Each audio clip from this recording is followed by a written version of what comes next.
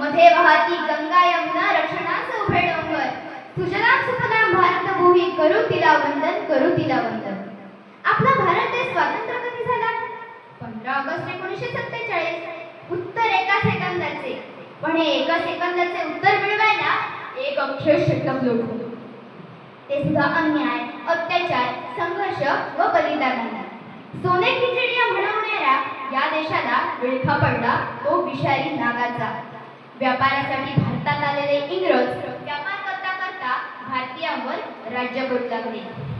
देश माझा, हक्क त्यांचा, भूमी माझी, वर्चस्व त्यांचे, हे काही भारतीयांना पटेना. भारताला स्वातंत्र्य मिळवून देण्यासाठी भारतीय जनता पेटून उठली. स्वातंत्र्याच्या ध्येयाने 1857चा पहिला उठाव झाला. राणी लक्ष्मीबाई, तात्या टोपे, मंगल पांडे अशा अनेकांनी यात महत्त्वाची भूमिका बजावली. हा उठाव जरी अयशस्वी झाला तरी त्यांच्या मनात मात्र स्वातंत्र्याची आशा प्रबळ झाली. लोकमान्य टिळकांनी स्वराज्य हा माझा जन्मसिद्ध हक्क आहे आणि तो मी मिळवणारच असा नारा जनतेला दिला आणि जवानांच्या मनात राष्ट्रभावना निर्माण केली. गांधीजींनी करो या मरो अशी विनवणी जनतेला केली. इंग्रजो चले जाओ असे परपटपणे इंग्रजांना सांगितले. भगतसिंग, राजगुरू, सुखदेव यांनी तरुण वयातच आपल्या प्राणाची आहुती दिली. चंद्रशेखर आझाद, बाबू वेणू व अशा चाफेकर बंधू अशा अनेकांनी आपल्या जीवाचे बलिदान दिले.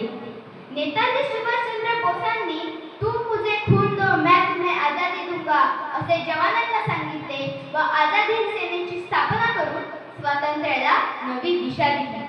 असंख्य जणांनी झगडले, देशासाठी प्राण दिले.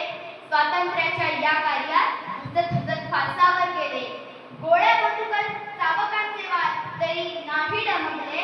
स्वातंत्र्यासाठी इंग्रजांना एकटे ते भिडले. पारतंत्र्याच्या या विळख्यातून देशाला नवे रूप दिले, देशाला नवे रूप दिले. आणि अखेर अनेक वर्षांचे संघर्ष, बलिदान व पराक्रमातून तो सोनियाचा दिवस उजाडला. 15 ऑगस्ट 1947. स्वातंत्र्याची सुंदर पहाट भारतीयांनी अनुभवली.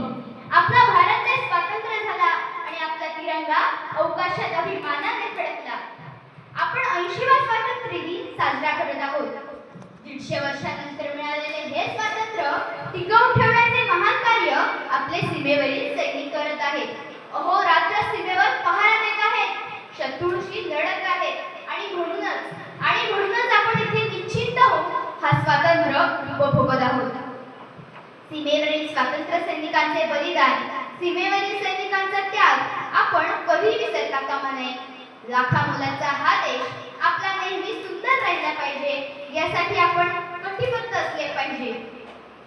त्याग, सत्य आणि समृद्धीचा रंग हा तिरंग्यात उतरला. त्याग, सत्य आणि समृद्धीचा रंग हा तिरंग्यात उतरला.